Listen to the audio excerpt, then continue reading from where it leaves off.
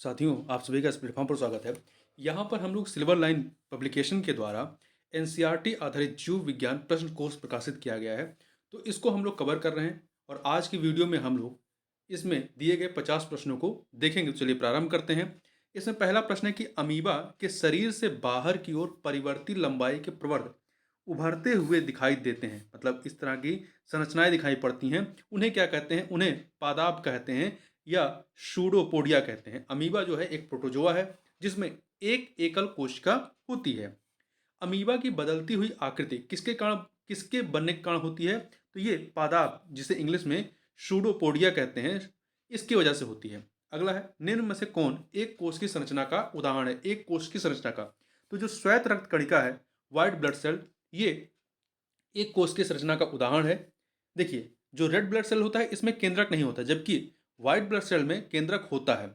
और इसका जो व्हाइट ब्लड सेल है, इसका आकार एवं रचना जो होती है वो अमीबा की तरह होती है। कोशिकाओं को आकार एवं दृढ़ता कौन प्रदान करता है? तो इसे कोशिका जो भित्ति होती है, इसे इंग्लिश में सेल वॉल कहते हैं, इसकी वजह से होती है। और ये सेलुलोज की बनी होती है और ये केवल पादप कोशिकाओं में मिलती है।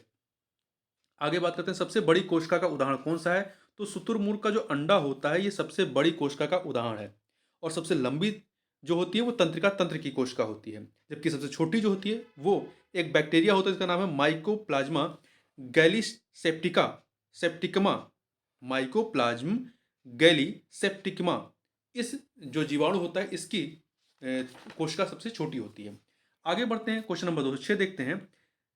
मुर्गी के अंडे के केंद्र के पीले भाग को जो है एक सफेद पदार्थ घेरे रहता है, उसे क्या कहते हैं? उसे जो है एल्ब्यूमिन कहते हैं, एल्ब्यूमिन कहते हैं। जबकि मुर्गी के अंडे के पीले भाग को क्या कहते हैं? इसे योक कहते हैं। पौधों में भोजन के संश्लेषण का कार्य कौन करता है? तो पत्तियां करती हैं। कौन करता है? पत्तियां करती हैं, क्लोरोफिल की मदद से। प्रत्येक अंग छोटे छोटे भागों से बना होता है, उसे क्या कहते हैं? उसे जो है उत्तक या टिश्यू कहते हैं। टिश्यू जो है सेल से बने होते हैं। उत्तक बने होते हैं किसके? उत्तक जो होते हैं ये कोशिकाओं के बने होते हैं, सेल से बने होते हैं। सजीव की संरचनात्मक इकाई कौन सी है? सजीव की सबसे छोटी संरचनात्मक इकाई कौन सी है? तो ये आपका कोशिका होती है, अर्थात सेल। कोशिका के मूल घटक कौन से हैं? कोशिका झिल्ली, कोशिका द्रव्य, केंद्रक, ये सभी के सभी इसके मूल घटक हैं। एक कोशिका को दूसरी कोशिका से कौन अलग करता है? तो जो कोशिका झिल्ली होती है, जिसको जिसको सेल मेम्ब्रेन कहते हैं। क्या कहते हैं? सेल मेम्ब्रेन, इसकी वजह से अलग होती हैं। ये अर्धपारगम्य झिल्ली होती है। कोशिका के केंद्र में घनी एवं गोलाकार संरचना होती है, उसे क्या कहते हैं? उसे केंद्रक या न्यूक्लियस कहते हैं। इनमें से कौन सा जंतु स्तनी नहीं है, स्तनपायी नहीं है? तो देखिए, एक्डिना, डॉल्फिन, कांटेदार कीट बच्ची, ये जो है ये स्तनपायी, जबकि शुतुरमुर्ग जो है ये अंडे देती है, तो ये स्तनपायी नहीं है। अप्सरा या प्लेसेंटा किसमें बनता है? तो ये जो होता है कहाँ बनता है? यूथीरिया में, यूथीरियम बनता है। निम्न में से किसको उड़न लोमड़ी कहा जाता है? किसको उड़न लोमड़ी कहते हैं? तो चमगादड़ को जो है उड़न लोमड़ी कहा जाता है। पक्षियों में जनन एवं पोषण के लिए विभिन्न भूभागों के बीच देशांतर से क्या सिद्ध होता है? क्योंकि जो पक्षियां होती हैं आप देखे होंगे वो एक महाद्वीप से होकर दूसरे महाद्वीप में अपने प्रजनन के लिए जाती हैं, तो ये एक प्राकृतिक प्रवृत्ति है। चौवेशमी हृदय, जिसमें 4 कक्ष वाला हृदय होता है, किसमें होता है? तो जो स्तनपायी होते हैं, जो स्तनीय होते हैं, उनमें ऐसा होता है, जैसे कि मनुष्य।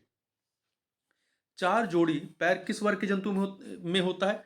ट्रिपेगोसोमा में, ट्रिपेगोसोमा में ये मिलते हैं। आगे देखते हैं, जल सतह पर निश्चल उतराने वाले जंतु क्या कहलाते हैं? या ऐसे कह सकते हैं, सतह पर, जल की सतह पर निष्क्रिय रूप से तैरने वाले जंतु क्या कहलाते हैं? प्लैक्टोनिक कहते हैं, प्लैक्टोनिक। जो प्लैंकटन का नाम सुने होंगे वही है ये। निम्न में से कौन सा जीव अंडाजु होता है, मतलब अंडे देता है? तो आपका अमीबा ये होता है, जबकि व्हेल, चमगादड़, डॉल्फिन ये स्तनपायी हैं। इनमें से किस जंतु में वायु एवं अंतःकंकाल होता है? तो सर्प में। कौन से प्राणी अपने आंत में जल का संग्रह कर लेते हैं? ऊंट कर लेता है। पक्षियों के वायुकोश किसमें सहायक होते हैं? पक्षियों के जो वायुकोश होते हैं ये शरीर के भार को कम करने में सहायक होते हैं। सील किस जात की होती है? तो सील जो है ये एक स्तनपायी जाति है। पेंगुइन पक्षी पाया जाता है ये अंटार्कटिका में, अंटार्कटिका में जो है पेंगुइन पाया जाता है, मतलब साउथ पोल की साइड में। जबकि पोलर बियर जो है वो अंटार्कटिक में पाए जाते हैं, आर्कटिक में पाए जाते हैं, नॉर्थ पोल में।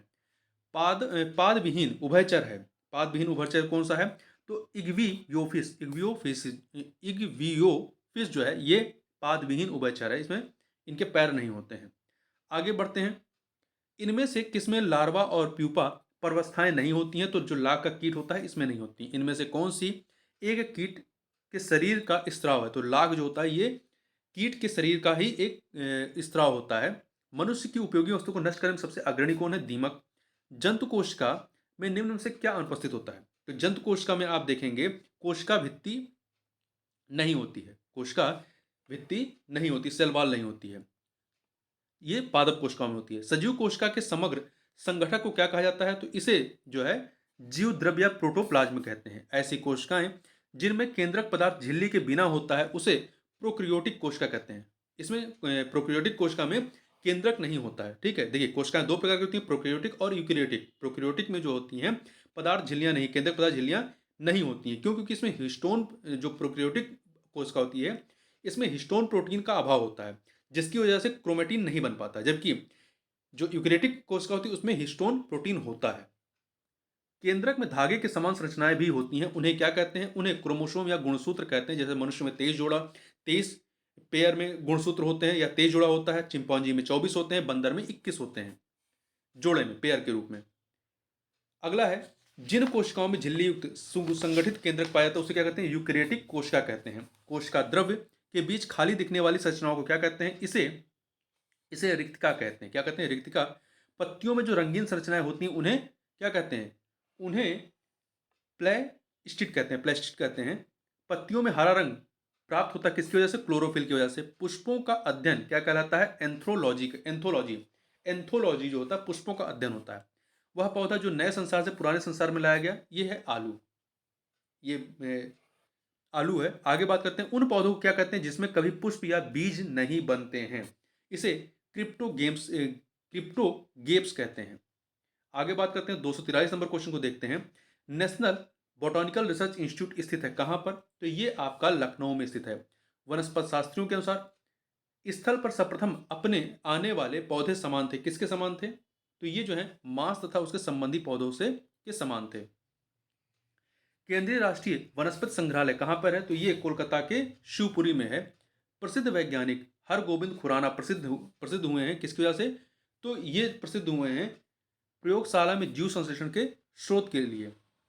भोजन का ऊर्जा में परिवर्तन कोशिका के किस भाग में होता है? तो ये जो है आपका माइटोकॉन्ड्रिया में होता है, जिसे कोशिका का शक्ति केंद्र या पावर हाउस ऑफ सेल कहते हैं। पाश्चुरीकरण में क्या होता है? इसमें 62 डिग्री सेंटीग्रेड में काफी तेजी के साथ जो है इसको 30 मिनट तक गर्म करते हो, फिर जल्दी से इसे क्या करते हैं? ठंडा करते हैं। तो पाश्चुरीकरण में क्या होता है?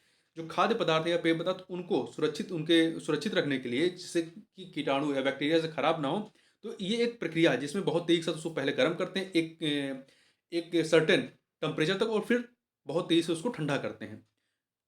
कोशिका सिद्धांत का प्रतिपादन किसने किया था? कोशिका सिद्धांत का प्रतिपादन जो है स्लाइडेन और श्वान ने किया था।